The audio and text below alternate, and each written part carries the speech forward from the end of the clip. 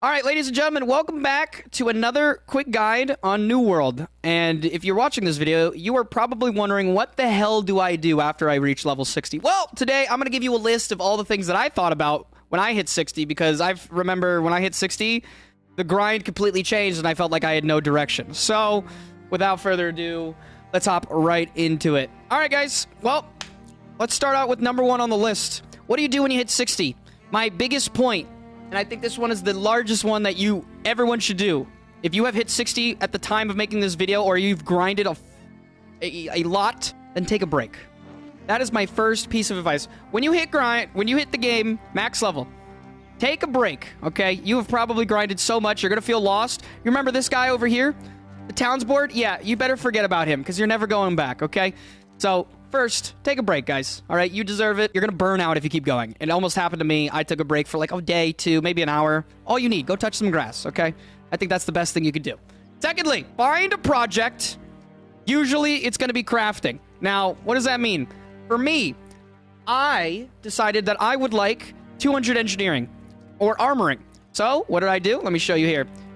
My big project in the game right now, which is what I've been doing for the last 2 weeks, honestly, since I hit 60, is I've been trying to grind out my armoring and engineering to 200. Now, I've slowed down on the armoring, but that's besides the point. The point of this is that I didn't know what I needed to do, and I decided I'm a dex user, so I want the legendary gear. I want to be able to make myself legendary gear. So all my dex gear is in engineering. Spears, bows, musket, right? So I want to be self-sufficient and do that. While doing that, I also got my gathering up to 200. I got almost my refinings to 200. So right now, I'm just playing the game the way it's kind of meant to be played and just, gathering a shit ton of shit and working on one profession. I highly recommend, though, you work on one profession if you choose this.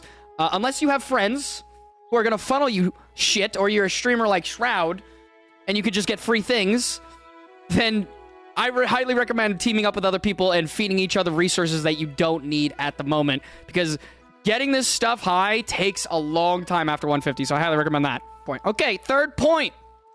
When you hit 60, one of the best things to probably do is to go and max out your MSQ. Now, I know I haven't done that yet, so I'm probably giving you advice that, might be a little bit hypocritical here, but one of the best things you can do is go finish your MSQ. At the very end of your MSQ, you can get a 580 weapon.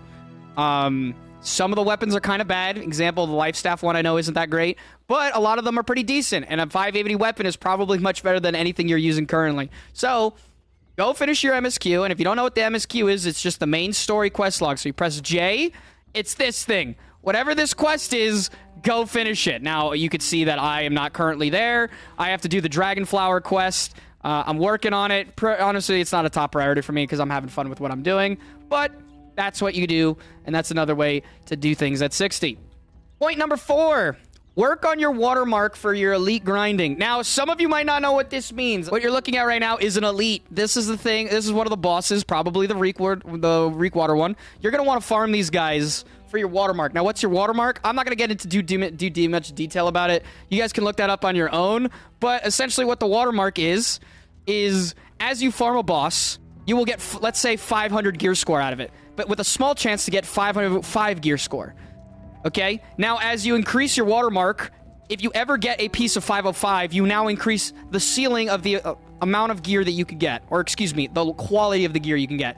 And you basically just keep farming that watermark until you get to a ceiling of 600, and you get some dope gear out of the elite bosses.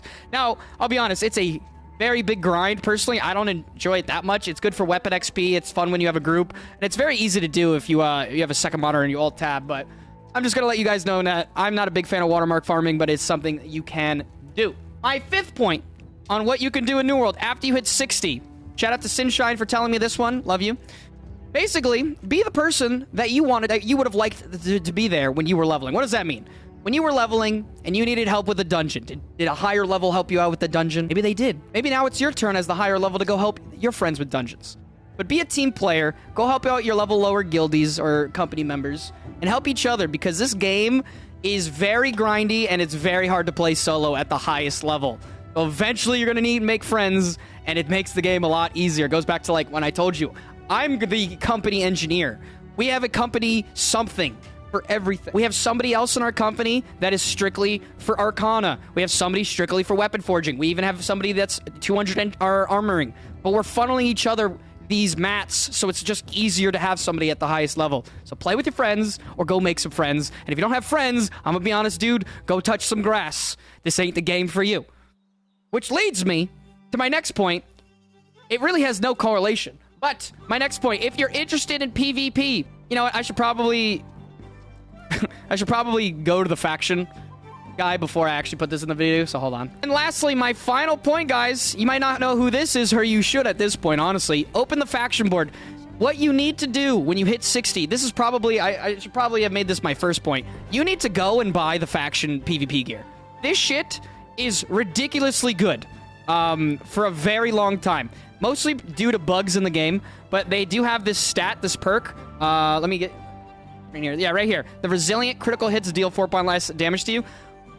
I think this might be bugged and it counts as all damage due to you is reduced. Even still, if that bug is not in the game while watching this video, the less crit damage against you when you stack a full set of PvP gear is actually very powerful. Also, heavy armor's OP right now, so I just recommend getting heavy armor and then switching the stat with, you know, the Cleric Seal, Oculus Seal, whatever the fuck you need, use the seal to switch the stats. But you should definitely take 6 hours, grind out all the PvP gear you can, because this is very solid gear to get you started, especially if you're in wars. All right, guys, and that's about it. That's all I got. My 6 tips to help you when you hit level 60.